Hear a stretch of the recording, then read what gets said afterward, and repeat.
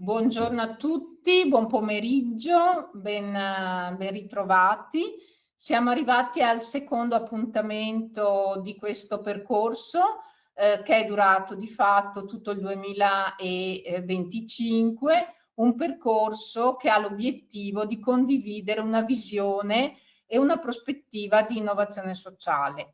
Siamo all'interno di una fase di transizione strutturale che coinvolge tutti i vari settori e sicuramente interpella tutto il mondo che si occupa di sistema di welfare a rivedere e ripensare le modalità di funzionamento, gli obiettivi strategici. Quindi come abbiamo già condiviso come reti appartenenti al Forum Terzo Settore Veneto, abbiamo accolto con molto piacere questa azione di approfondimento e di formazione condivisa con Veneto Lavoro e Veneto Welfare, e quindi ringrazio Tiziano Barone per l'opportunità di condividere appunto alcuni temi fondamentali per valorizzare anche il ruolo del terzo settore proprio all'interno di un paradigma che deve cambiare. Quindi oggi ragioniamo su un welfare collaborativo, è un tema che ci interessa moltissimo e su cui siamo coinvolti proprio direttamente poi nelle attività quotidiane che facciamo nei confronti delle persone che vivono condizioni di fragilità e che sappiamo bene non sono solo più alcuni target limitati e marginalizzati, ma intercettano fasce di popolazione sempre più numerose. Ecco. E ringrazio molto anche Valentino Santoni, che è un ricercatore di percorsi di secondo welfare, e a lui la parola e a voi buon ascolto. Potrete segnarvi le domande, le indicate in chat, dopodiché terremo gli ultimi 10 minuti, 15 minuti proprio per dare una risposta. Grazie ancora a voi, buon ascolto e buon pomeriggio. Prendo la parola al volo prima di darla a Valentino, ringraziando il Forum del Terzo Settore della collaborazione che peraltro è stata definita da un accordo di collaborazione tra Veneto Welfare e il Forum stesso. Noi abbiamo insistito come Veneto Welfare, che ricordo è un oggetto che sta dentro Veneto Lavoro in attesa che venga istituito un'agenzia vera e propria che si occupi appunto del welfare territoriale.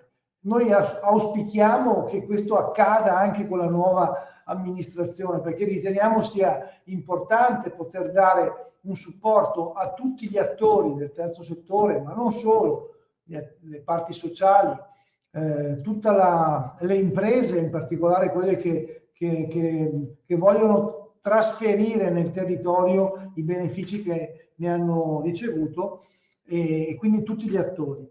Riteniamo che sia arrivato il momento in cui il welfare non possa essere solo oggetto di studio o di proclami, ma proprio anche di politiche. Da questo punto di vista suggeriamo sempre in questo momento di andare a vedere, per quanto riguarda il welfare complessivamente, i percorsi dove le risorse vengono definite, per cui tracciare i fondi europei, tracciare i fondi bancari e assicurativi, tracciare le attività che vengono finanziate attraverso il welfare aziendale. Pensate, il welfare aziendale può rappresentare, con la possibilità di acquistare i servizi a chilometro zero, quindi con il terzo settore, un importante volume di risorse che potrebbero andare all'accompagnamento degli adulti, dei giovani, e quindi del supporto alle famiglie e alla difficoltà delle famiglie. Dico quindi che per noi è importante tracciare le risorse, perché sono tante le risorse e di conseguenza è necessario anche evitare le sovrapposizioni. Ecco, il fatto di poter disporre di un'agenzia che osserva questi fenomeni potrebbe essere l'occasione per dare indicazioni a chi programma di evitare sovrapposizioni inutili e dispendiose. Ecco, nel lasciare la parola a Valentino Santoni, che è un caro amico di Secondo Welfare. Noi quando abbiamo scelto Secondo Welfare abbiamo scelto il partner principale a livello nazionale sui temi del welfare e del secondo welfare, perché il primo welfare è quello legato alle cose che ci fa l'INPS, alla sanità, al sociale. Il secondo welfare è tutto il resto, e quindi poterlo classificare, poter capire quali sono le fonti, capire la consistenza e capire anche la destinazione è un elemento di grande aiuto, tenendo conto che noi non possiamo non ricordare il grande peso del volontariato e quindi del lavoro gratuito, che è una componente fondamentale dell'economia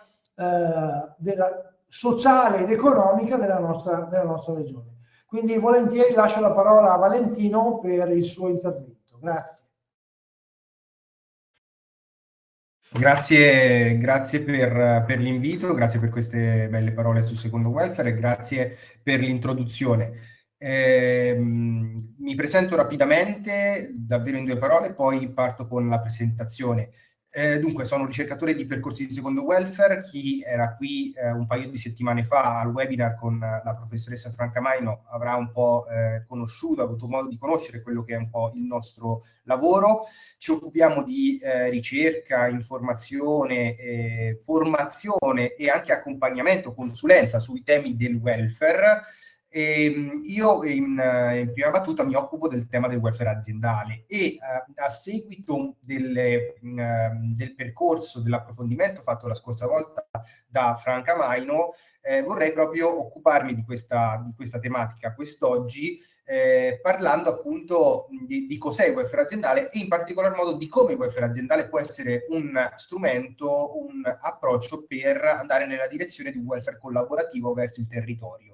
E ovviamente sperando anche che ci siano, tra chi ci ascolta e chi ci segue, ci siano tanti responsabili del mondo del terzo settore, evidenziare come il welfare aziendale possa essere un'opportunità sia all'interno delle organizzazioni che si occupano appunto dell'economia sociale, le organizzazioni di terzo settore, come appunto strumento, poi vedremo, per rafforzare, migliorare il clima e rafforzare il legame con i soci dipendenti, ma dall'altro lato anche come opportunità per sviluppare nuovi progetti, nuove sperimentazioni nel campo appunto dell'economia sociale. E detto questo, parto con la mia presentazione. Vi ricordo che io cercherò di stare, abbiamo tempo fino alle 17, cercherò di finire un po' prima in modo di lasciare spazio ad alcune domande, perché mi piacerebbe che ci fosse questo momento di scambio. Ora, inizio con la condivisione.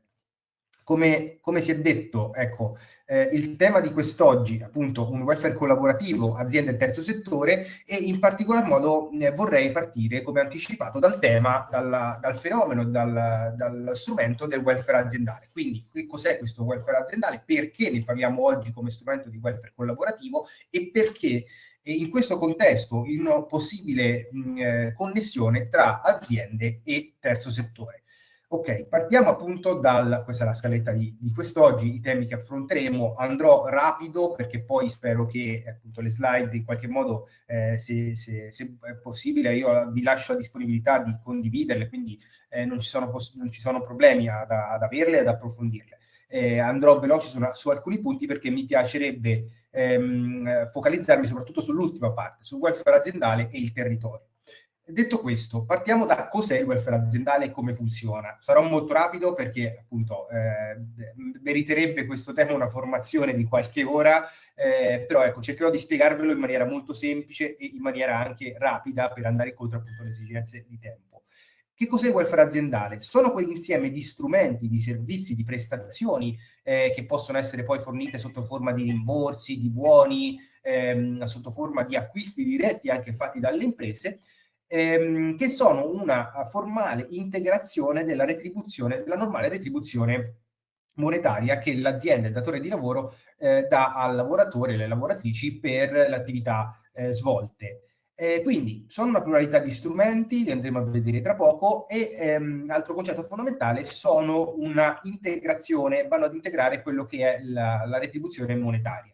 La caratteristica principale è il fatto che sono strumenti che riguardano il benessere, o comunque potenzialmente riguardano il benessere delle persone, e inoltre riguardano anche lì potenzialmente la collettività di lavoratori e di lavoratrici. Quindi sono concetti importanti e, riprendendo le parole di Tiziano Barone, sono strumenti importanti perché potrebbero, almeno sulla carta a livello teorico, essere una forma di integrazione importante del primo pilastro del welfare pubblico, perché sono strumenti sempre più diffusi e sempre più presenti nelle imprese. Poi vi farò vedere, anzi ve la dico subito, una stima di quello che sono gli investimenti delle aziende nel campo del welfare aziendale.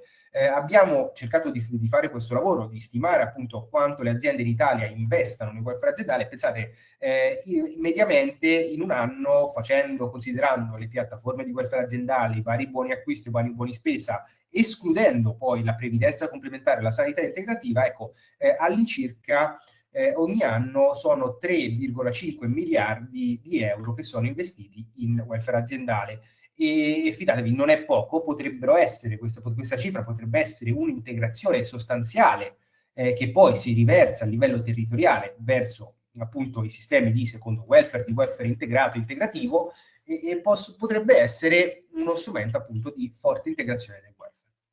Detto questo, perché si parla così tanto di welfare aziendale? Come vi dicevo, è sempre più diffuso. La principale ragione, ma non l'unica, per questa continua diffusione del welfare aziendale è la sua leva fiscale, perché il welfare aziendale è rivolto a lavoratori dipendenti, e sono strumenti, quelli del welfare aziendale che fra poco vi farò vedere, che sono esclusi dal reddito di lavoro dipendente. Che cosa significa questo? Che non concorrono a formare reddito da lavoro, e quindi non sono né tassati dal punto di vista fiscale né contributivo. Di 500 euro che l'azienda vuole dare in formule di welfare ai dipendenti, l'azienda darà 500 euro e il lavoratore potrà beneficiare di questi 500 euro senza appunto nessuna formula di tassazione, perché non concorre a formare reddito da lavoro dipendente, appunto. Inoltre è anche deducibili sul reddito di impresa, appunto, sostanzialmente totalmente deducibili, a parte in alcuni casi quando si parla di un atto liberale, ma ora non andrei così nel dettaglio. Quindi la cosa importante è questa leva fiscale, che lo fa essere uno strumento rilevante anche per il mondo del terzo settore, appunto per dare formule premiali potenzialmente ai propri dipendenti, o comunque delle integrazioni ai propri dipendenti, quando magari non si hanno a disposizione importanti cifre economiche, ma si può fare attraverso anche degli incentivi fiscali e anche di deducibilità.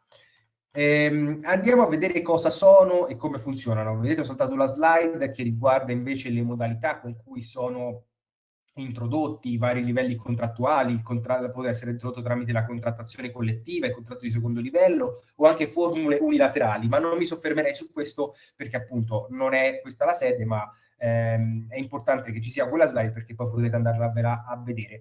Che cosa intendiamo per welfare aziendale? Questo è un punto importante. Innanzitutto la previdenza complementare e la sanità integrativa, diciamo i due strumenti principali e più diffusi attraverso la contrattazione nazionale. Ormai praticamente tutti i contratti collettivi hanno un riferimento a dei fondi di sanità integrativa o di previdenza complementare, e questi due strumenti prevedono dei versamenti da parte dell'impresa, del datore di lavoro, verso appunto enti, casse, fondi di natura integrativa o previdenziale o sanitaria, che per quanto riguarda la previdenza complementare, al momento della pensione dà accesso ad una quota, ad una cifra superiore, integrativa appunto di quella che è l'importo pensionistico, mentre per quanto riguarda la sanità integrativa dà accesso a rimborsi, costi ridotti per prestazioni di natura sanitaria fondamentalmente.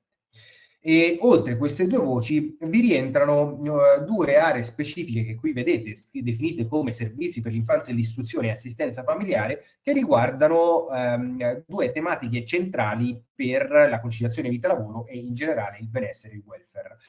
Da un lato, come dicevo, il rimborso di quelle che sono le spese legate alle attività scolastiche dei figli dei dipendenti, tutte le rette dall'asilo fino all'università, le rette scolastiche, la mensa scolastica, libri, borse di studio, anche attività dopo scuola, babysitting, prescuola, centri estivi invernali, tutti quei servizi nei periodi in cui la scuola appunto è chiusa per le festività, ludoteche e così via. Quindi sono tutte attività che possono essere rimborsate tramite le formule di welfare aziendale. C'è poi l'assistenza ai familiari anziani e non autosufficienti, che ci rientra qui ovviamente. Anche qui si parla di rimborsi e si parla di rimborsi per quei servizi legati appunto a dei familiari che sono anziani, e per anziani la normativa intende over 75, oppure non autosufficienti, quindi che hanno lo status di non autosufficienza definito dal medico. E in questo caso ci rientrano quei servizi che sono dedicati a queste persone, come l'assistenza domiciliare, l'assistenza di qualsiasi tipo, la famosa badante, insomma, per capirci, anche le rette per l'RSA. Tutto quello che riguarda queste tipologie di servizi possono rientrare all'interno di questa voce, di questa area del welfare aziendale. Qui vedete c'è anche una sottovoce che riguarda l'assicurazione per long-term care and rare disease, quindi malattie invalidanti che possono essere rivolti però solamente al lavoratore. Andiamo alla seconda scheda, diciamo, della normativa del welfare aziendale, che fa riferimento invece a il rimborso della quota degli interessi passivi dei mutui e prestiti. Anche questo può essere appunto una formula rimborsuale che rientra nel campo del welfare aziendale. Il trasporto, in questo caso è importante sdoppiare tra due possibilità per le aziende e datori di lavoro: i servizi collettivi di trasporto, cioè le navette aziendali, quindi la predisposizione di un servizio per facilitare il trasporto tra un'area della città e la sede dell'azienda, oppure il rimborso degli abbonamenti al trasporto pubblico. Questo ovviamente è interessante soprattutto nelle grandi città, nei grandi contesti urbani, e è interessante anche perché non riguarda solamente il dipendente, ma anche i familiari a carico, quindi potenzialmente il coniuge, oppure anche i figli fiscalmente a carico, per cui attraverso il welfare aziendale è possibile farsi carico di queste spese. Le ultime due aree sono invece più vaste e diciamo variegate, meno legate a quella che è la sfera prettamente sociale di quello che chiamiamo welfare aziendale, e riguardano quell'area che viene comunemente chiamata cultura e tempo libero. È sostanzialmente, fa riferimento non solamente all'articolo 51 del TUIR, ma all'articolo 100, e sono una pluralità di servizi, di prestazioni che vanno innanzitutto non a rimborso, ma a pagamento diretto, cioè vengono fatte solitamente tramite una piattaforma, vengono acquistate direttamente dai dipendenti tramite il proprio conto welfare e tramite un'offerta presente appunto all'interno delle piattaforme. Gli strumenti più utilizzati in questo ambito sono le palestre, ovviamente lo sport e le palestre, e i viaggi. Quindi tutto quello che può essere legato a viaggi, vacanze, sistemi di trasporto legati appunto a spostamenti privati dei lavoratori, e così via. Poi ci possono essere anche attività legate al tempo libero più ampie, come abbonamenti a testate giornalistiche, a quotidiane, attività culturali come musei, mostre e così via. Quindi diciamo che qui c'è davvero un'ampia possibilità molto vasta, perché la normativa, appunto questo articolo 100 del TUIR, fa riferimento a delle finalità che queste prestazioni devono avere, che sono finalità ricreative, culturali, sociali, di culto, quindi le finalità svariate, ma che comunque che permettono che ci rientri una pluralità di prestazioni. E infine l'elemento oggi più delicato, a mio modo di vedere, cioè i fringe benefit. Che cosa sono i fringe benefit? Potenzialmente possono essere qualsiasi tipologia di bene o servizio, perché non è prevista una classificazione. Sono nel 90% dei casi dei buoni acquisto, buoni benzina, buoni spesa, che sono utilizzati e spendibili presso delle solitamente grandi catene della distribuzione organizzata. Pensate ai buoni spesa, pensate ai buoni benzina, ma possono essere utilizzati, sono fondamentalmente un sistema di pagamento, che appunto che è quello del voucher, del buono, che può essere digitale, cartaceo, e permettono di acquistare determinati beni o servizi potenzialmente ovunque. Basta che ci sia appunto una modalità di definizione di questi buoni, e solitamente, ripeto, quello più utilizzato è sicuramente il buono Amazon, oppure il buono per fare la spesa presso le grandi catene, l'Esselunga, Codnad, Coop e così via, oppure i buoni benzina presso i grandi marchi o anche i piccoli marchi, ma potenzialmente possono rientrare all'interno di questa modalità di pagamento anche dei servizi, come appunto servizi forniti per finalità sociali. Perché è una questione delicata? Perché la normativa definisce una soglia limite per questi strumenti, che sono, per normativa, almeno quello che c'è scritto, è 258 euro, sono le vecchie 500.000 lire. Diciamo che la funzione di questi fringe era quella del regalo natalizio, la strenna natalizia che l'azienda dava ai propri dipendenti, il pacco di Natale, il cesto di Natale. Negli ultimi anni sono stati fatti degli interventi sempre temporanei per aumentare questa soglia, senza che vi sto a fare tutto il percorso. Con la legge di bilancio dello scorso anno è stato definito che nel 2025, nel 2026, nel 2027 la soglia dei fringe sarà di 1.000 euro per chi non ha figli e 2.000 euro per chi ha figli. Quindi capite che ogni anno, ovviamente, quindi per ogni anno le aziende possono dare fino a 1.000 euro per chi non ha figli e 2.000 euro per chi ha figli di fringe benefit, quindi di buoni spesa, di buoni acquisto, di buoni benzina, che rientrano all'interno di questa normativa. Quindi capite che anche per le possibilità di scelta del lavoratore e anche le richieste stesse del lavoratore, questi strumenti, quelli questa formula dei fringe, è sicuramente la più diffusa e la più utilizzata ed adottata dai dipendenti. Diciamo che questa nuova normativa, questa nuova regolamentazione della soglia fringe ha portato a schiacciare il welfare aziendale quasi esclusivamente verso quest'area, appunto quella dei fringe benefit, e ha limitato notevolmente tutte le aree precedenti, anche perché i fringe sono sicuramente lo strumento più semplice e facile da diffondere e divulgare. Appunto, sono dei buoni acquisti, sono dei buoni spesa, possono essere dati anche senza una vera e propria regolamentazione, un contratto, un regolamento, possono essere dati anche a persona, ma sono l'unico strumento del welfare aziendale che ha questa possibilità, e appunto finiscono nel 99% dei casi nella grande distribuzione, e questo è assolutamente un peccato, almeno nel mio modo di vedere. Ma poi torneremo anche a parlare di questo.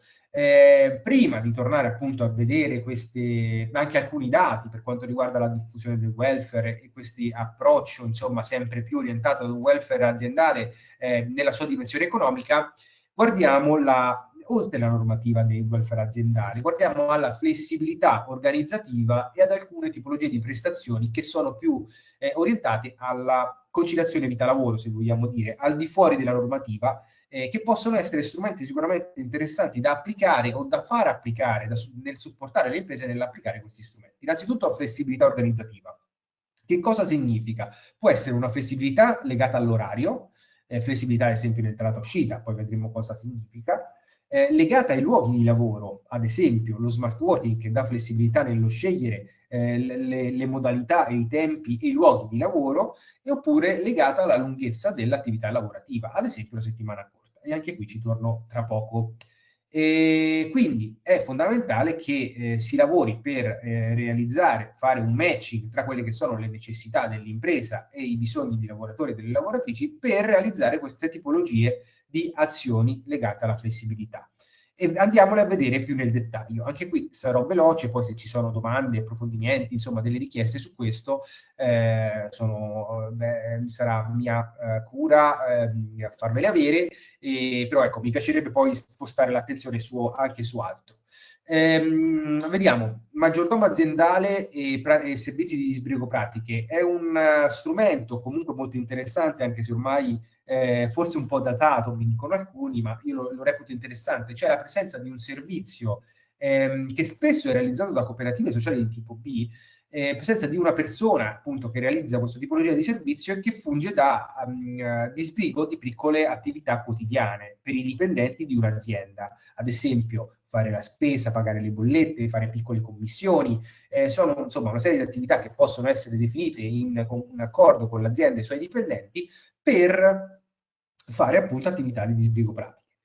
Il secondo punto è lo smart working e poi anche il telelavoro. Qui li metto vicini per distinguerli, perché è importante anche per una ragione terminologica distinguere tra smart working, cioè lavoro agile, e quello che invece è il telelavoro, perché quest'ultimo, cioè il telelavoro, è una formula lavorativa che viene svolta esclusivamente al di fuori dei locali aziendali, mentre lo smart working è una modalità, un approccio più complesso, articolato, che dà la possibilità di svolgere una parte dell'attività lavorativa, solitamente un giorno a settimana, 2 giorni a settimana, alcune aziende fanno anche 10 o 15 giorni a settimana di attività lavorativa al di fuori dei locali aziendali e presso altri locali, che può essere il proprio domicilio, luoghi di lavoro condiviso e così via.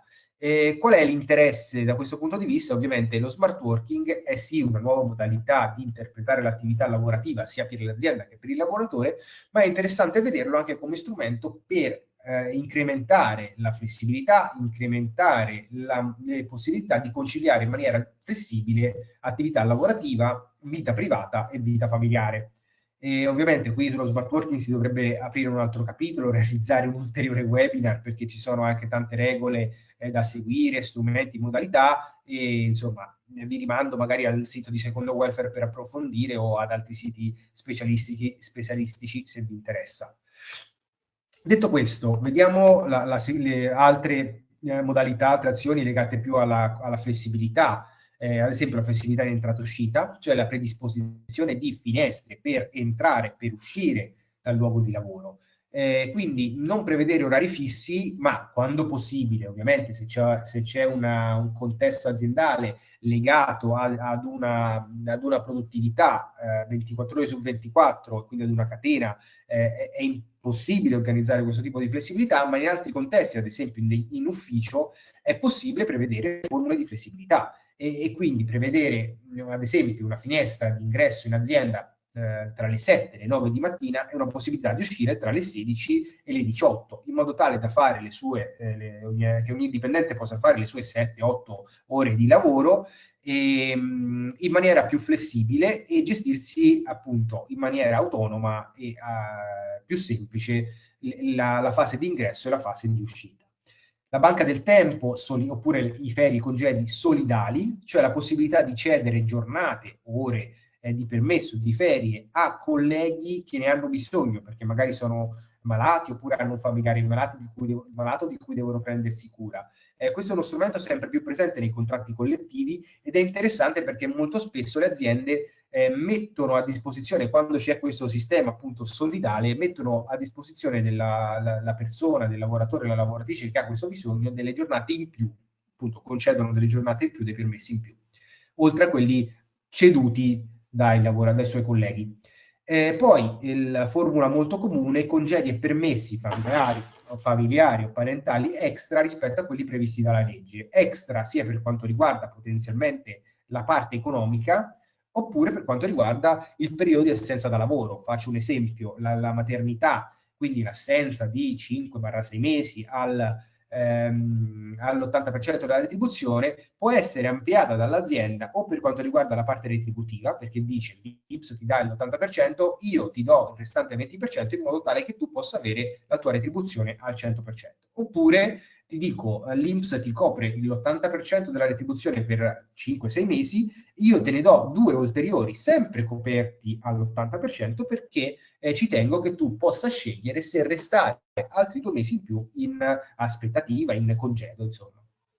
Ok, ultima parte più legata alla conciliazione, poi vedremo altri strumenti che comunque rientrano nel welfare anche se non fanno parte della normativa che abbiamo visto sopra, cioè la settimana corta. Qui è interessante parlarne perché nell'ultimo anno se ne è parlato molto, e cioè la possibilità di concentrare le ore lavorative in 4 giorni e appunto ridurre di un giorno la presenza sul luogo di lavoro. Il famoso caso è quello di Intesa San Paolo, se ne potrebbe parlare tanto, l'abbiamo studiato, l'abbiamo approfondito, abbiamo scritto tanto anche sul nostro sito su questo, e non è come sembra, insomma, dietro c'è tanto lavoro, è molto più complesso, non è che si va a lavorare dal lunedì al giovedì e poi tutti a casa, e la settimana corta funziona per i dipendenti in modalità differenziata, nel senso i giorni di assenza sono diversi, quindi è un ragionamento complesso. Io l'ho semplificato molto dicendo che si concentra l'orario lavorativo su una giornata in meno di lavoro, quindi 4 invece di 5.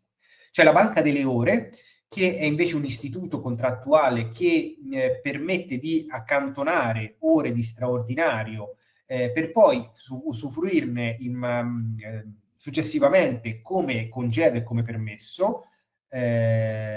Quindi anche qui è una formula di flessibilità e di organizzazione autonoma del lavoro. E poi il job sharing, anche se non mi sprecherei su questo perché è una formula poco presente, cioè la possibilità, insomma, di lasciare 2 o più lavoratori e lavoratrici autonomi nel gestirsi l'attività lavorativa e il posto di le attività che stanno svolgendo. Andrei piuttosto su l'ultima slide, l'ultima grafica appunto che ho chiamato oltre welfare aziendale, perché ci sono tante altre possibilità che non riguardano la normativa, e cioè sistemi di scontistica, che sono ovviamente le formule di welfare più semplici ma anche più diffuse, e la possibilità di prevedere delle appunto scontistiche con un circuito di fornitori di beni o servizi con cui l'azienda è convenzionata.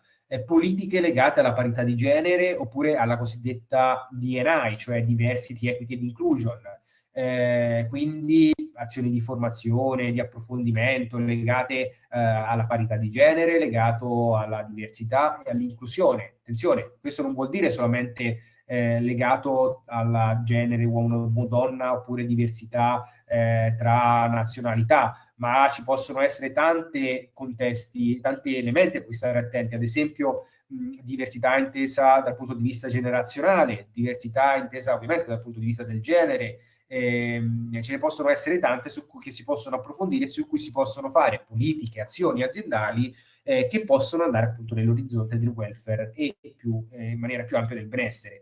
Veneto Welfare lavora attivamente sulle politiche di inclusione, fa tanti approfondimenti e azioni su queste tipologie di politica e di misura, e ovviamente quindi vi rimando invece a loro per approfondire questa tematica che va dalla legge 68 fino a azioni più approfondite e strutturate magari sulla singola azienda.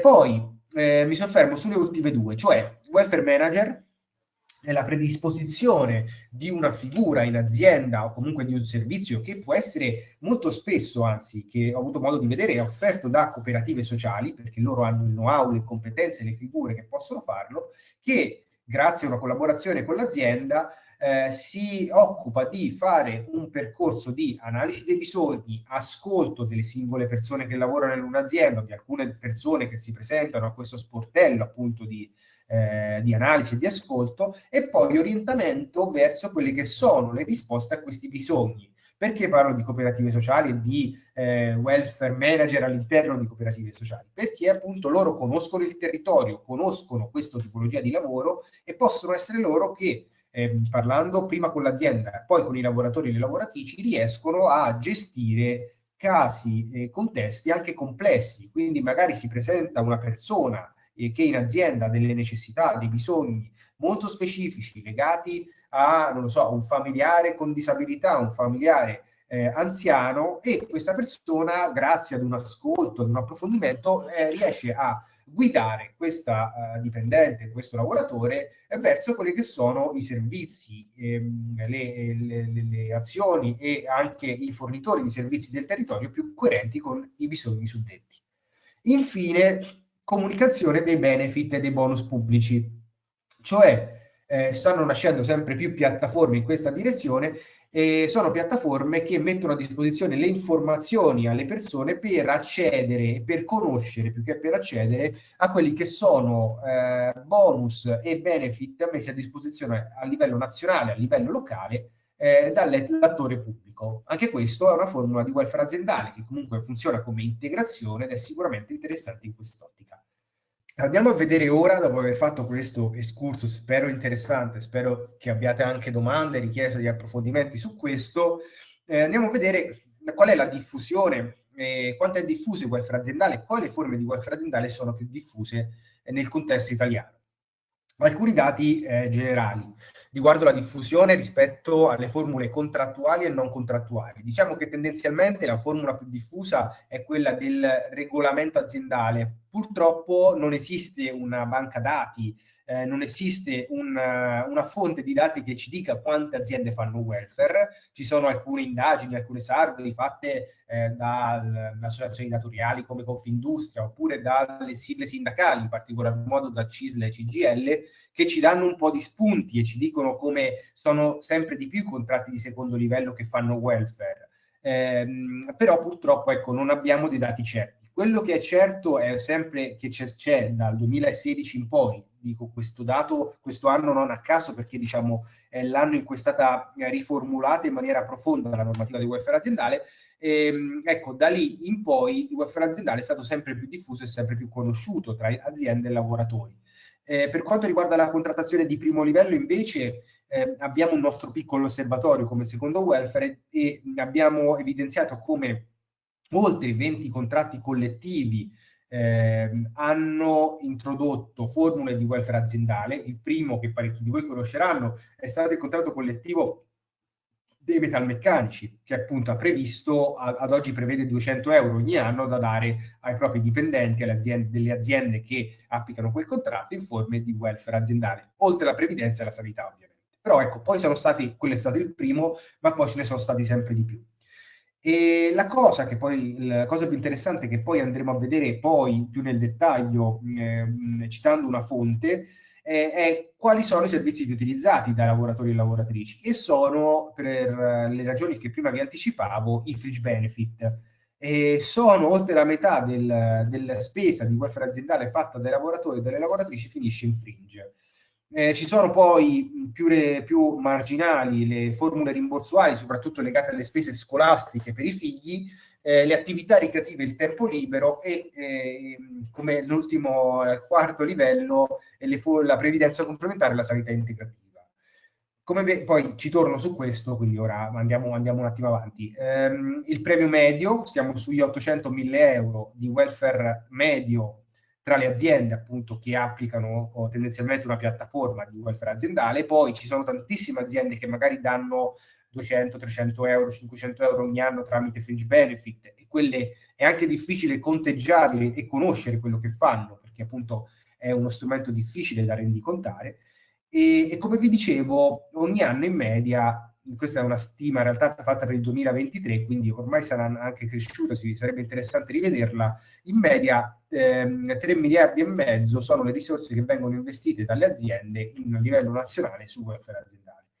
Quello che c'è da dire è che i dati che abbiamo a disposizione mostrano come vi sia una forte frammentazione però tra le aziende che fanno welfare. Sono soprattutto le aziende più grandi che lo fanno, e c'è una grande differenza con le micro e le piccole, soprattutto con le micro e le piccole imprese, perché le microimprese non hanno le competenze, le risorse, il tempo, le conoscenze per strutturare un piano di welfare articolato. Solitamente sono seguite da un consulente, e il massimo che il consulente del lavoro ti dice è quello di dare dei buoni spesa che appunto poco hanno a che fare con il welfare. C'è una forte differenza tra i settori produttivi. Ci sono settori produttivi come il metalmeccanico, in cui il welfare è ormai molto presente, il settore legato alle banche, agli istituti di credito, alle assicurazioni, in cui il welfare è un elemento fondamentale del contratto di lavoro, e altri settori in cui il welfare è marginale se non inesistente. Mi riferisco in particolar modo al settore dell'agricoltura e dell'edilizia, in cui ci sono soprattutto microimprese, tante partite IVA, ci sono appunto una situazione molto parcellizzata di imprese, e solitamente ci si muove tramite enti bilaterali che sono utilissimi, fondamentali sia per imprese sia per i datori di lavoro, però ecco, di welfare in senso appunto welfare aziendale ce n'è poco. Al massimo si fanno delle formule tramite gli enti bilaterali, anche se il welfare tramite gli enti bilaterali è sviluppato soprattutto nel settore artigiano, in quello dell'edilizia, e in quello dell'agricoltura un po' meno. Ci sono altre problematiche e altre risposte che sono fornite dall'ente bilaterale. Quindi c'è ovviamente un sistema disuguale che riguarda il welfare aziendale, che replica un po' quelle che sono le disuguaglianze all'interno del mercato del lavoro italiano. Ah, me ne dimenticavo un'altra, quella territoriale. Ovviamente nel contesto del Veneto si parla del contesto Veneto, in questo caso Veneto Welfare, Veneto Lavoro, il welfare aziendale è molto presente. Stiamo realizzando una ricerca che sarà poi con calma pubblicata nei prossimi mesi, con Secondo Welfare proprio nel contesto Veneto, e il welfare aziendale in questa regione è sicuramente molto diffuso e molto presente, come lo è in Lombardia e in Emilia Romagna, che sono regioni, tra virgolette, passatemi il termine, traino economico del nostro paese. Il welfare aziendale è molto meno presente al centro e soprattutto nel sud, dove appunto ci sono molte meno aziende strutturate, meno redditività e meno possibilità e opportunità appunto di migliorare quelli che sono i contratti lavorativi. E poi un altro punto è la modalità con cui il welfare è diffuso, poi ci tornerò, ripeto, un'ultima volta fra poco, cioè quello dei fringe benefit, buoni spesa, e quello delle piattaforme, che spesso rappresentano anche delle storture a livello di funzionamento del welfare aziendale. E infine, infine, quindi il tema delle piattaforme. Detto ciò, ed è un po' il tema centrale, il welfare aziendale è però un elemento fondamentale per tante aziende, perché sempre di più è visto come uno strumento per migliorare il clima aziendale, e lo intendo in tema generale, in una modalità generale, quindi migliorare sia quella che sono i livelli di attrattività dell'azienda, quindi capacità di attrarre nuova forza lavoro, soprattutto giovani, perché chi lavora come risorse umane, diciamo così, vi sarà capitato di chiedere, di parlare con delle persone che state assumendo, e la prima richiesta è sicuramente il tema dello smart working, la flessibilità, le modalità appunto flessibili di organizzare il lavoro, e quindi il welfare fondamentalmente. E dall'altro lato è anche uno strumento utile per ridurre le dimissioni, che sono oggi un tema fondamentale per tante aziende, e quindi ridurre il turnover all'interno dell'organizzazione, perché poi quello è un elemento spesso sottovalutato e molto costoso. E penso ad un contesto come quello delle cooperative sociali, che conosco abbastanza bene, in cui il contratto collettivo non prevede chissà che livello di retribuzione, quindi subisce questo settore in maniera forte la competizione di qualsiasi altro settore del mercato pubblico e privato, e quindi strumenti come il welfare possono essere quantomeno una modalità per dar qualcosa in più ai collaboratori, ai soci, che in qualche modo sia detassata e anche decontribuita, insomma, quindi con un vantaggio fiscale rilevante. Quindi volevo citare questa cosa, che è sicuramente importante. In ultimo, prima vi parlavo della dimensione dei fringe benefit, vi cito questo studio, che è in realtà un dato dell'osservatorio welfare di Edenred Italia. Edenred è uno dei tanti provider, una delle tante piattaforme. Non voglio citarvi Edenred in quanto tale, voglio citarvi questo studio che pubblica ogni anno e che fa vedere qual è la cifra, la quota di fatto 100 di tutte le piattaforme, anzi di una porzione di quelle che sono le imprese clienti che utilizzano la piattaforma di Edenred. Ecco, in media il 52% delle spese fatte dai lavoratori nel 2024, in cui le soglie di fringe erano appunto 1.000-2.000 euro, sono spese in fringe benefit, quindi in buoni spesa, buoni acquisto, che molto spesso è il famoso buono Amazon, ma molto spesso sono anche i buoni benzina e così via.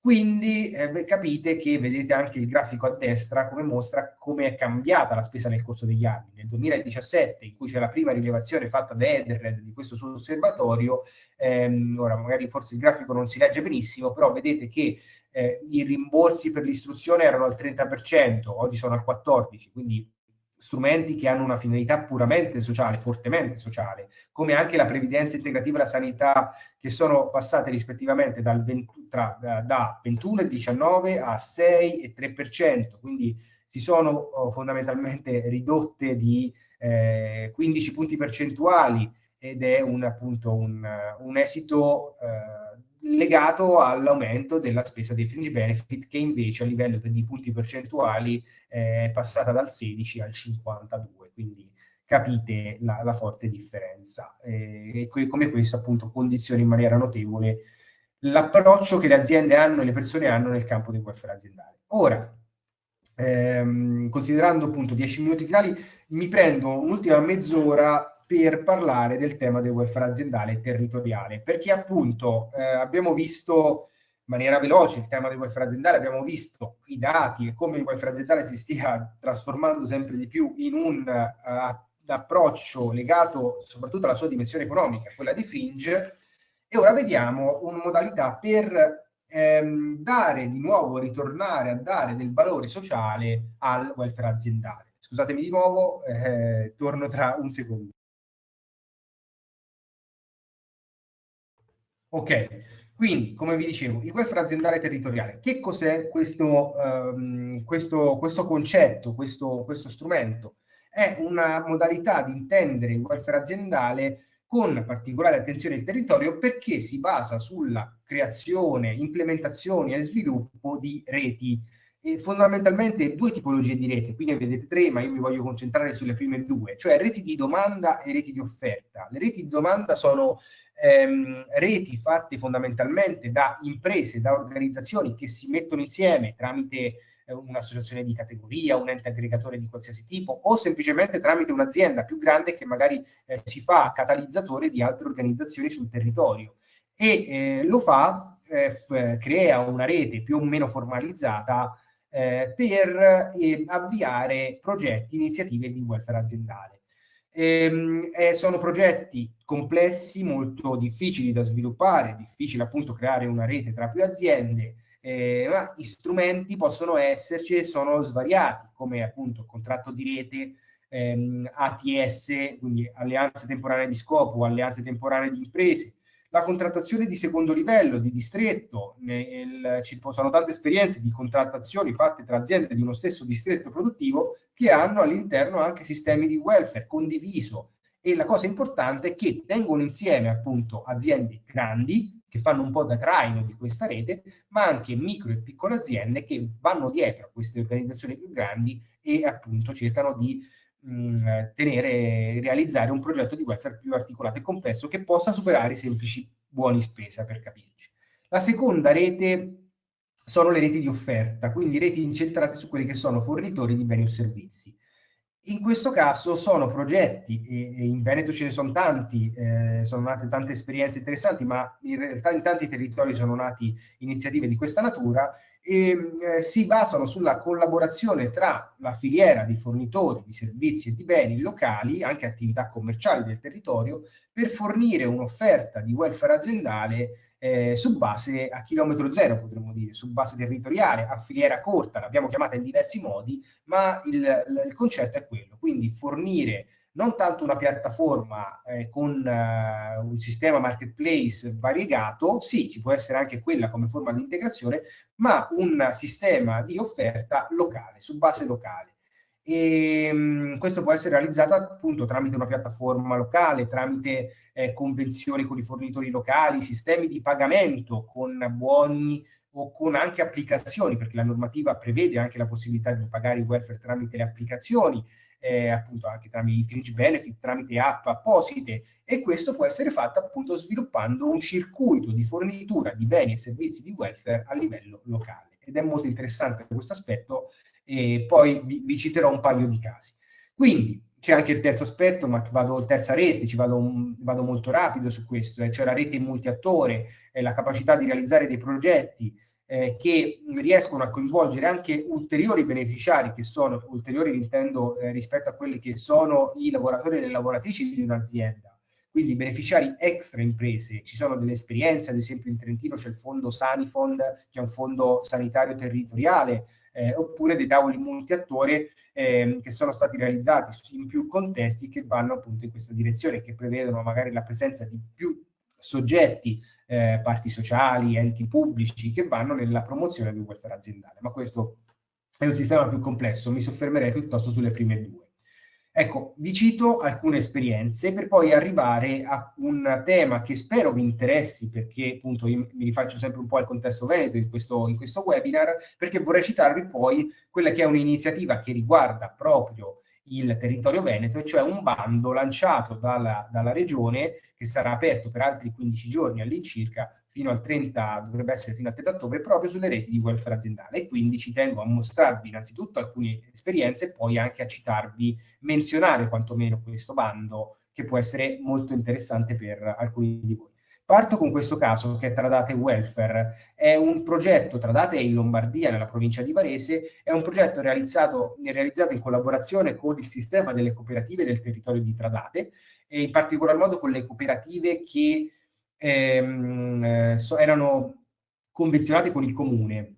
È un progetto che è stato finanziato proprio dal comune di Tradate, anzi dall'ambito distrettuale, e la volontà di questo progetto era quello di dare una nuova vita, nuova linfa al sistema del convenzionamento delle cooperative con il territorio, con il comune, con il territorio, ed è stato realizzato questo progetto per realizzare una piattaforma territoriale, locale, appunto Tradate Welfare, che dovrebbe essere ancora attiva se andate a vedere. È una piattaforma che dà accesso a tutte quelle che sono le attività, i servizi e le azioni realizzate dalle cooperative convenzionate sul territorio dal comune di Tradate, e i dipendenti, non solo, scusate, no, tutti i cittadini, i residenti del territorio possono andare su questo sito, possono accedere, hanno un accesso, un nome utente, password per accedere, fornito appunto dal comune, per vedere quella che è l'offerta nel dettaglio di queste cooperative. Tutti potete vedere qual è l'offerta perché è un sito aperto, i residenti del comune possono accedere, vedere se è previsto dal comune una riduzione dei costi oppure il pagamento di un servizio fatto direttamente dal comune, quindi anche gestire la parte di pagamento, oppure comprarsi, tra virgolette, in maniera privata questi servizi delle cooperative sociali, che ad esempio potrebbe essere un asilo nido, un servizio dopo scuola o prescuola e così via. Inoltre era stato implementato un servizio di la possibilità di utilizzare questa piattaforma anche dalle imprese del territorio. Quindi imprese che impiegano residenti del territorio di Tradate potevano utilizzare questa piattaforma per dare un ulteriore benefit di welfare aziendale da spendere all'interno di questa piattaforma. Quindi potenzialmente un lavoratore poteva avere un benefit da spendere qui e poteva avere anche dei sistemi di scontistica previsti dal comune perché appunto residente del comune di Tradate. L'elemento molto interessante è la predisposizione di sportelli, qui chiamati social point, che prevedevano appunto la presenza di figure del comune per 3 giorni a settimana, per degli orari prefissati e definiti, e la possibilità appunto di colloquiare con le persone che magari avevano difficoltà nell'accedere alla piattaforma, avevano domande, avevano richieste da fare, quindi c'era anche la possibilità di avere degli spazi fisici a cui rivolgersi con dei professionisti con cui parlare. Altro progetto simile, basato sulla piattaforma, è Beatrice, welfarebeatrice.it. È una progettualità nata in Valseriana attraverso il finanziamento regionale, reti territoriali di Regione Lombardia, ed è molto interessante perché prevede un ambito appunto della Valseriana con 18 comuni che sono dispersi su un'area molto vasta e che riguarda 150.000 abitanti, ed è interessante perché qui è stata creata una rete di 7 aziende che appunto hanno collaborato tra loro per condividere una piattaforma di welfare, appunto questa Welfare Beatrice.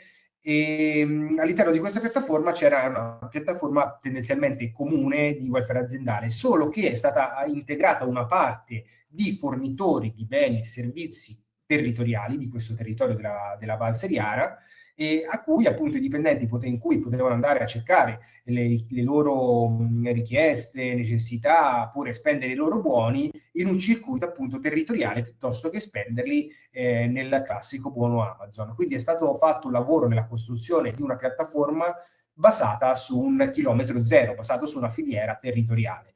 Inoltre è stata formata, grazie a queste risorse di questa iniziativa di Regione Lombardia, è stata prevista una figura professionale che è stata nominata Welfare Community Manager, che faceva un po' da rete tra queste aziende, favoriva il collegamento, la collaborazione tra queste aziende, perché è un processo difficile tenere coese le aziende e tenerle attive su queste tipologie di progettazione.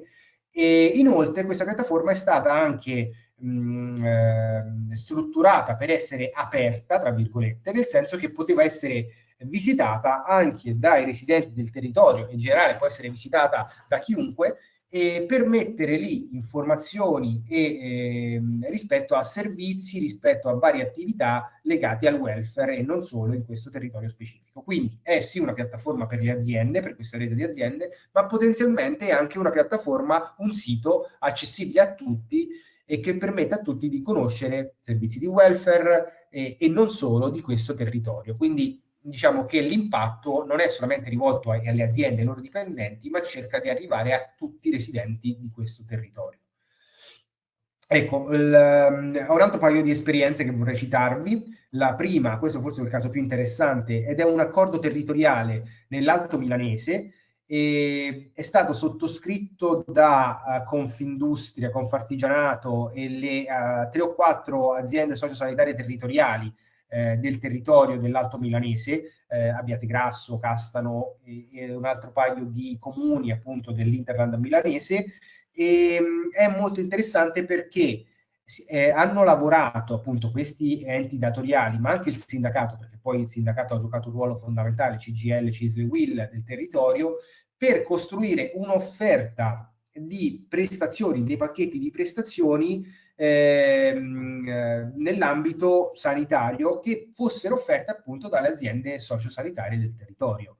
Quindi visite specialistiche, nell'ambito della medicina sportiva, la visita delle allergie, eccetera, eccetera, sedute di terapie fisioterapiche, azioni di counseling, ma anche mediazione familiare, sostegno psicologico, incontri di formazione per la genitorialità, psicoterapia, insomma una pluralità di visite mediche e di servizi più nell'ambito sociale e psicologico che sono stati appunto messi a disposizione tramite questo accordo sottoscritto da parti sociali, associazioni datoriali e sindacati alle aziende che appunto si rifanno, che sono iscritte alle associazioni datoriali di questo territorio. È una cosa molto interessante perché appunto invece parte tutto dalla logica del fringe benefit. Quello che le parti sociali si erano rese conto è che tante aziende utilizzavano questi fringe come formula di welfare, che era appunto come formula principale di welfare, e tutti questi fringe finivano non neanche sul territorio, ma finivano proprio su Amazon, finivano sulle grandi catene e sui grandi distributori nazionali o internazionali e dell'e-commerce, per dargli un valore che più territoriale e anzi più sociale e legato anche all'ambito sociosanitario. Hanno lavorato per costruire questi pacchetti di prestazioni che sono forniti da professionisti appunto dell'azienda sociosanitaria territoriale e sono utilizzabili pagabili dai lavoratori tramite il voucher welfare, tramite il fringe benefit. Ed è una cosa molto interessante perché si alimenta il territorio, si alimenta un ambito territoriale che è quello delle aziende sociosanitarie territoriali, ed è una strada che è sicuramente una delle più interessanti che si possa vedere in questo ambito del welfare aziendale territoriale. In ultimo, sempre nel coinvolgimento del territorio, queste due esperienze, insomma, ed è, senza che vi sto a citare, fare nomi di brand e di altri fornitori, è la possibilità di utilizzare voucher, buoni spesa, ma anche applicazioni come ad esempio l'ePay, che è sostanzialmente una Satispay ma fatta per i fringe benefit, tramite una filiera locale. E ovviamente è un percorso complicato perché si deve partire nella costruzione di questa filiera di fornitori locali, ma poi ha sicuramente un valore aggiunto. Ce l'ha perché i dipendenti capiscono che possono utilizzare questi fringe anche dalla panettiere sotto casa e supermercato sotto casa e non solamente su Amazon o nella grande distribuzione organizzata, ma lo è anche perché si costruisce appunto un'offerta sul territorio. Quindi gli investimenti fatti dall'azienda nel campo del welfare aziendale tornano sul territorio in una sorta di circuito virtuoso che va appunto ad alimentare l'economia territoriale. Alcuni hanno sviluppato dei buoni che possono essere appunto accettati e incassati da tutti, basta iscriversi alla piattaforma, possono essere appunto cooperative sociali, artigiani, piccole attività commerciali, possono incassarle, basta che si iscrivano alla piattaforma e incassano questi buoni in maniera rapida e senza commissioni o con commissioni minime rispetto a quelle previste ad esempio da Satispay o da altri grandi, oppure anche semplicemente da varie piattaforme, perché quello delle commissioni è senz'altro un problema in questo campo. E quindi ci sono appunto vari strumenti che vanno in questa direzione e ci tenevo a sottolinearli in questo ambito perché appunto permettono di coinvolgere il territorio e di alimentare economicamente il territorio attraverso il welfare aziendale.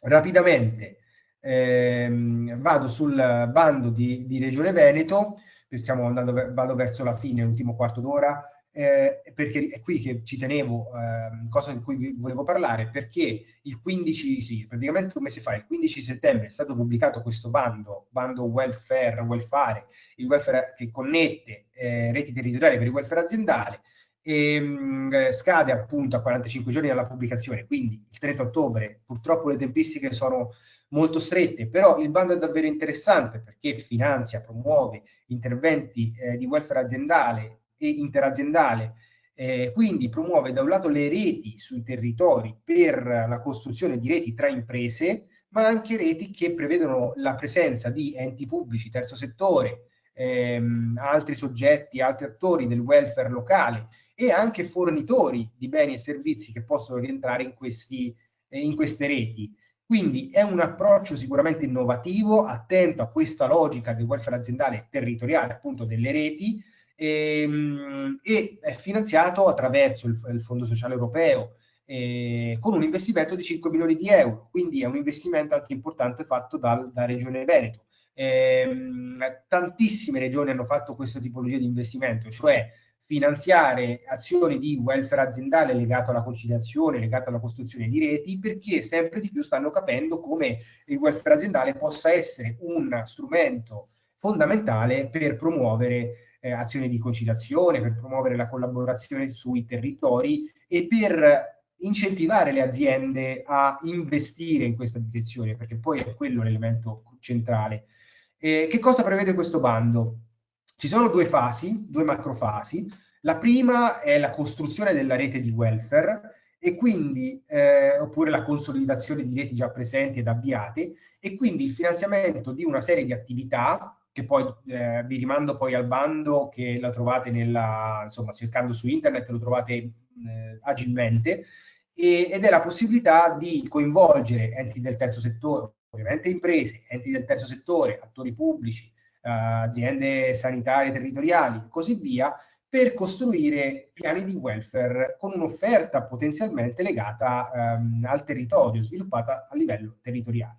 Quindi prevede in questo caso la prima macrofase attivazione di interventi rivolti a questa rete, alla cittadinanza, per creare una rete formalizzata, ma anche per sensibilizzare il territorio, le imprese sui temi del welfare, e quindi arrivare ad una proposta concreta che sia incentrata su questa logica di welfare aziendale in rete, mentre la seconda macroazione, quella concreta di attuazione del progetto del piano di welfare aziendale o interaziendale, e quindi l'accompagnamento delle aziende in tutto il percorso, che va dall'analisi degli obiettivi aziendali, l'analisi dei bisogni di lavoratori e di lavoratrici, fino all'implementazione di misure condivise tra più aziende e che siano costruite con attenzione al territorio, nel senso proprio con il coinvolgimento di fornitori locali e territoriali, quindi con quel concetto che prima vi mostravo di reti di domanda di imprese, ma soprattutto anche con reti di offerta, quindi di fornitori di beni e servizi del territorio che appunto mettono a disposizione quello che si fa in un contesto specifico.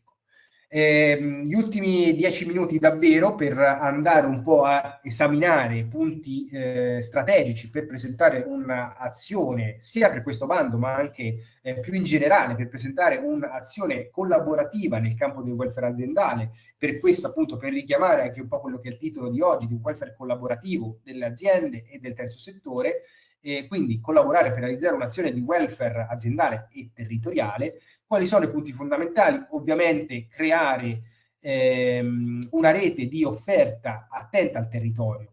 Ci sono tanti elementi su questo che si possono sottolineare. C'è sicuramente il tema che qui non ho menzionato, ma che va menzionato, che è un elemento fondamentale per il welfare aziendale, cioè quello della sostenibilità per le aziende, perché sempre più aziende saranno chiamate a fare rendicontare il loro impegno nel lato della sostenibilità, e la capacità di coinvolgere il territorio è sicuramente una leva strategica in campo della sostenibilità e delle pratiche ESG, oltre ovviamente a quella di fare welfare e fare questo tipo di investimenti per i propri lavoratori.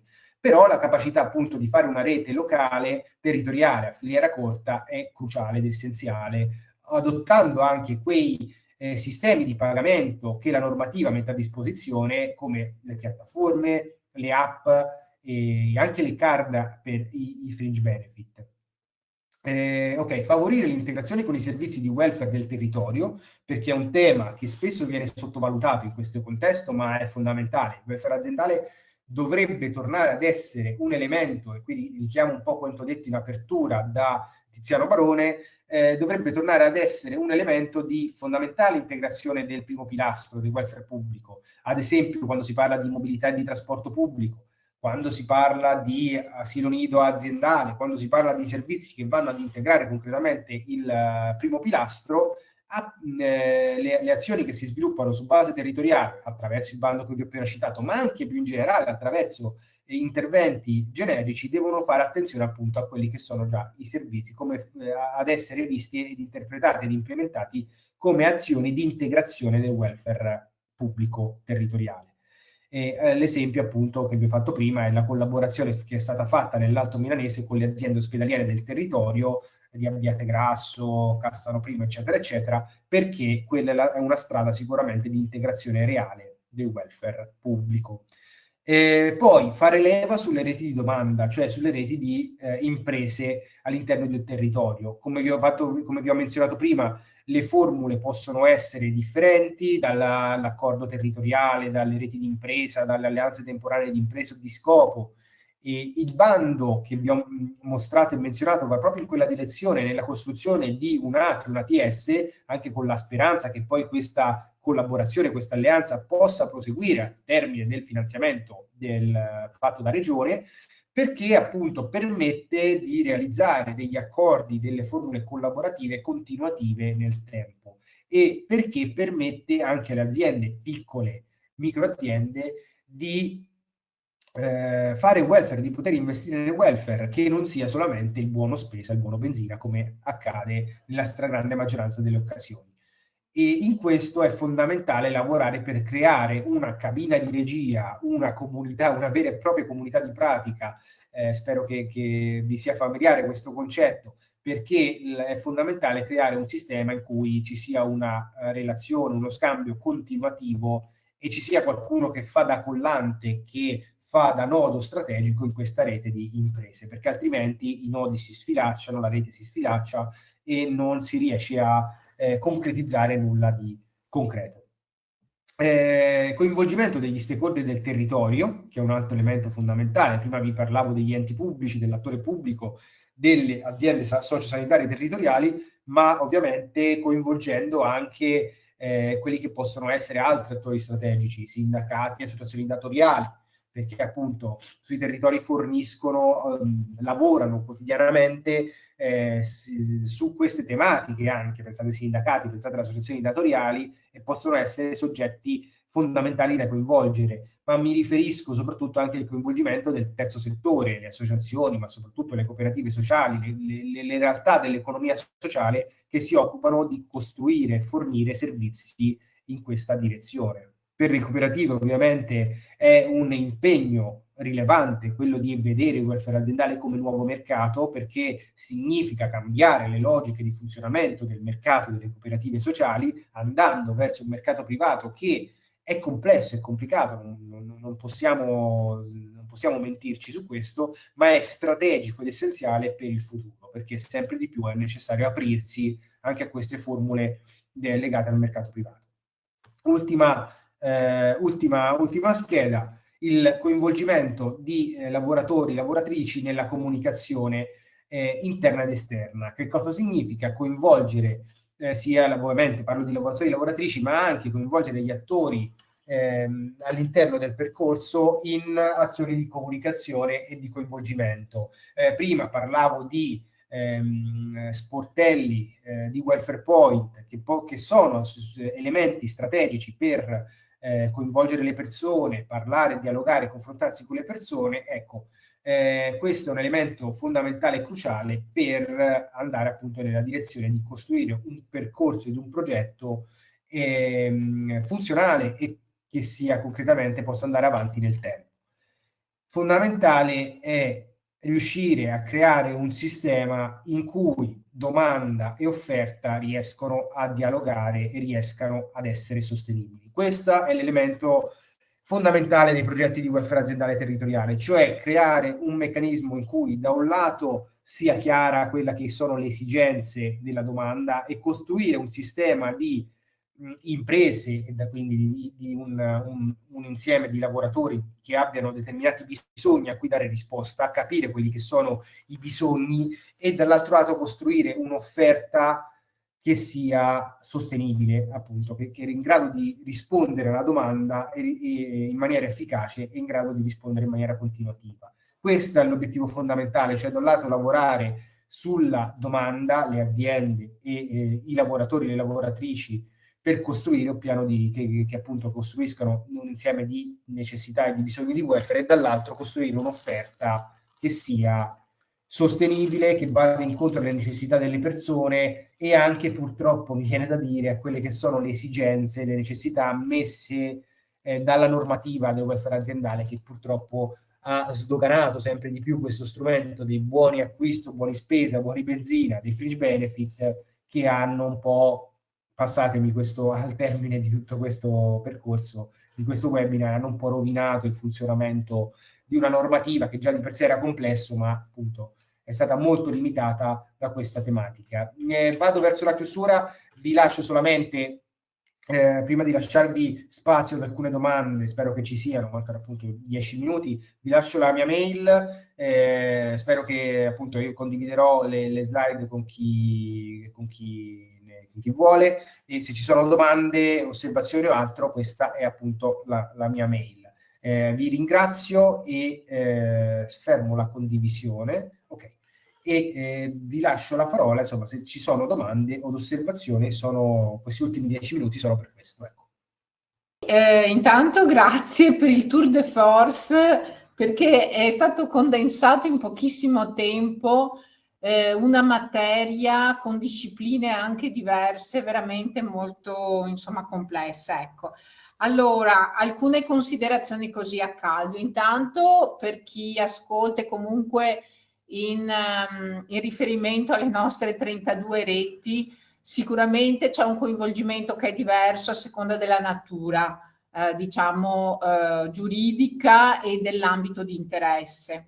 E tuttavia, quello che posso dire è che in generale questo approfondimento dovrà essere sicuramente ripreso proprio per meglio sviscerarlo, proprio dato per la complessità. Ci sono degli aspetti sicuramente che rispondono un po' anche all'approccio, alle logiche che come reti e enti del terzo settore sono di interesse appunto strategico. Da una parte quella dimensione di tenere insieme di fatto interventi che a volte sono frammentati, rispondono a logiche di silos, non dialogano tra loro e in una stagione di anche carenza di risorse, o almeno in alcuni filoni sicuramente c'è una riduzione delle risorse che possono essere messe a disposizione, poter svolgere un ruolo di valorizzazione, di integrazione, di complementarietà è sicuramente un investimento su cui fare assolutamente leva. Poi il tema dell'innovazione sociale su una logica locale e territoriale, valorizzando quello che c'è nel territorio in termini di risorse complessive. E un altro aspetto fondamentale in questa ingegnerizzazione nella costruzione delle reti è la dimensione che ogni attore può svolgere una parte per una finalità condivisa. Ecco, che poi alla fine è il benessere di cittadini e cittadine in maniera trasversale. In certi momenti sono lavoratori e lavoratrici, in altre occasioni, per esempio per la pubblica amministrazione, possono essere degli utenti. Ecco, quindi cioè anche rompere degli approcci in cui si ragiona per settori e non con una logica appunto di visione di ecosistema, ecco, che mette insieme le cose.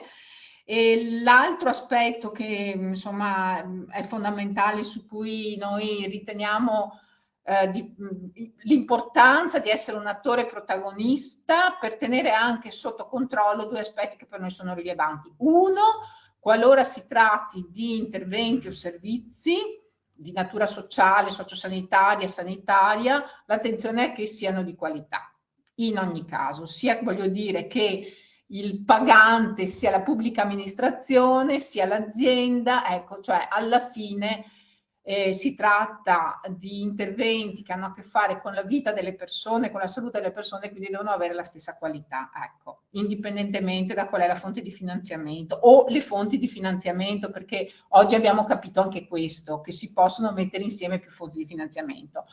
L'altro aspetto riguarda l'attenzione su evitare che questa tipologia di infrastrutturazione di servizi possa aumentare la discriminazione o cittadini che hanno maggiori vantaggi di altri. Mi spiego.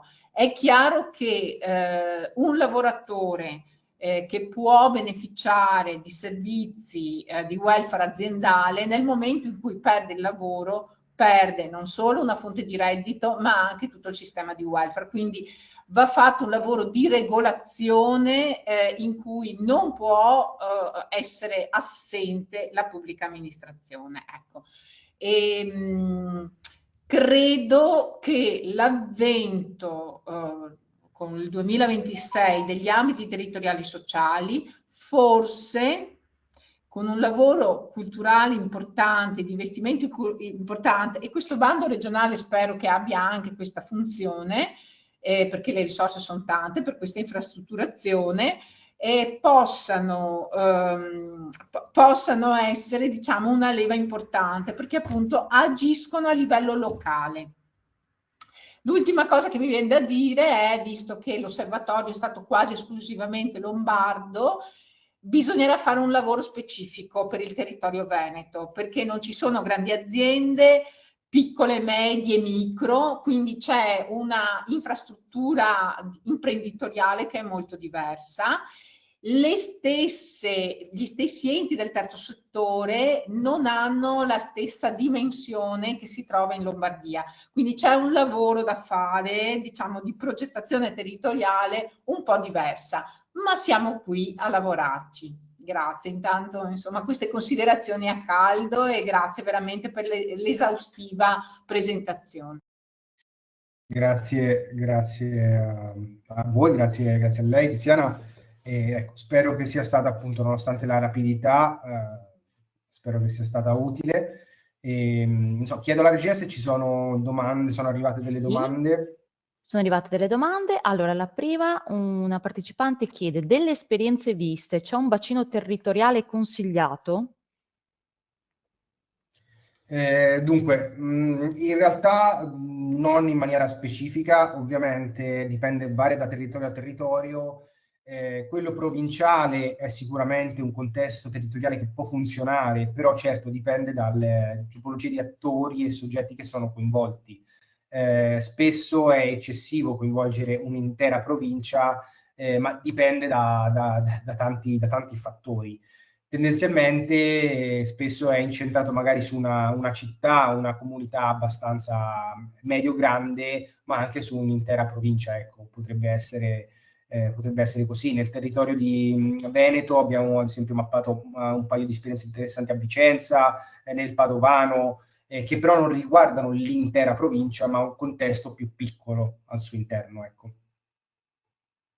Un partecipante chiede se è possibile avere un link o un riferimento al bando della Regione Veneto.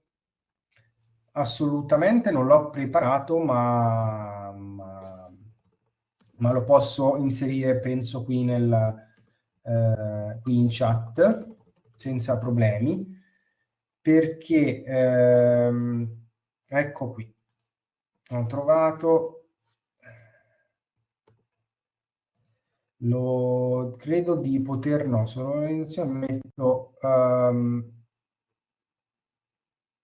Selezionando tutti i partecipanti, non posso selezionare tutti i partecipanti. Allora, un istante che la metto organizzatore. Se fosse così, lei può vederlo, può mandarlo. Lo vedo esattamente, quindi mi occupo io grazie, di girarlo, ci mancherebbe. Poi, prossima domanda, chiedono, buongiorno, dove si può trovare un elenco di cooperative sociali della provincia di Venezia? Questo non saprei, vi rimando piuttosto a forse Veneto Lavoro, ma forse Tiziana può dirci qualcosa su questo, non so se esistano, prego.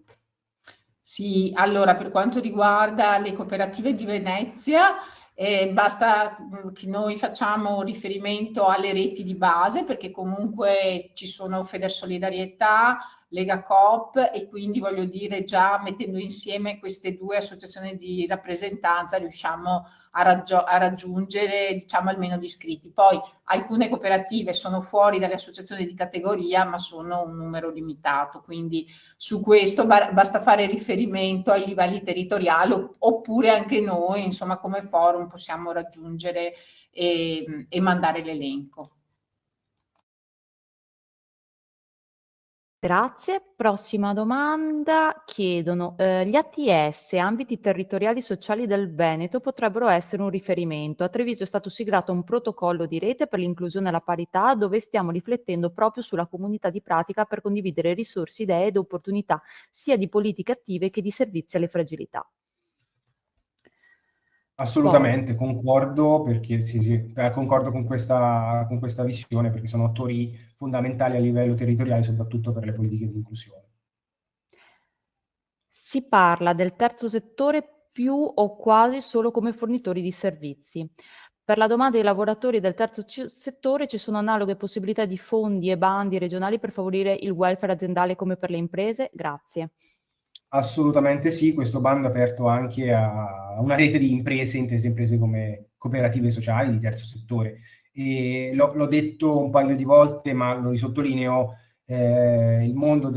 conosco bene il mondo della cooperazione sociale, il welfare aziendale può essere uno strumento strategico anche e soprattutto verso l'interno, dato quello che è un contratto non particolarmente competitivo, mi passate questo termine, a livello in termini economici delle cooperative sociali, prevedere formule integrative come quelle del welfare aziendale è sicuramente una leva che può aiutare tante cooperative sociali a ridurre le dimissioni, ridurre il turnover, aumentare l'attrattività, perché è un problema, fidatevi, chi lavora in questo settore lo saprà, è un problema quello del individuare e trattenere personale per le cooperative sociali. Il welfare ovviamente non è la unica risposta assolutamente, però è un pezzettino che può essere utile, dato quello che è la leva fiscale.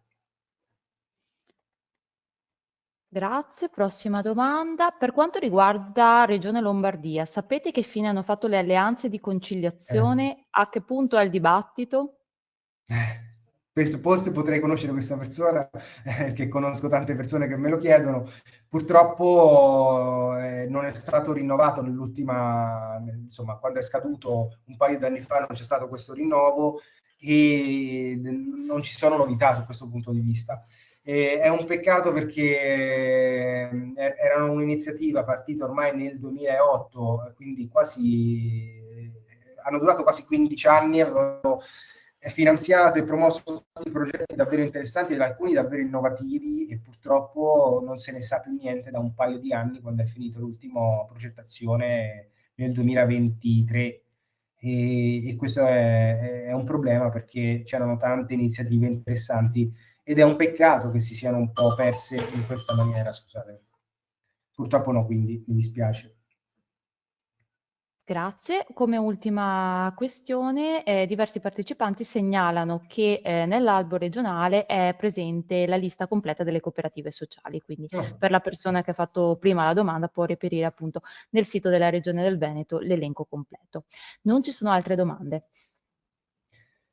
Grazie, sono le 17. Io vi ringrazio ancora, poi non so, Tiziana, se vuole chiudere lei, io ringrazio ancora per la disponibilità e l'invito. No, allora io direi che possiamo chiudere, siamo in perfetto orario. Ringrazio tutti coloro che hanno, insomma, partecipato a questo appuntamento e sicuramente a lei per il prezioso contributo che ha dato. Insomma, il lavoro culturale è comunque la base da cui partire, poi tutto il resto può venire, quindi probabilmente ci ritroveremo per degli approfondimenti. Grazie ancora e a presto, buona serata, buon pomeriggio. Grazie ancora.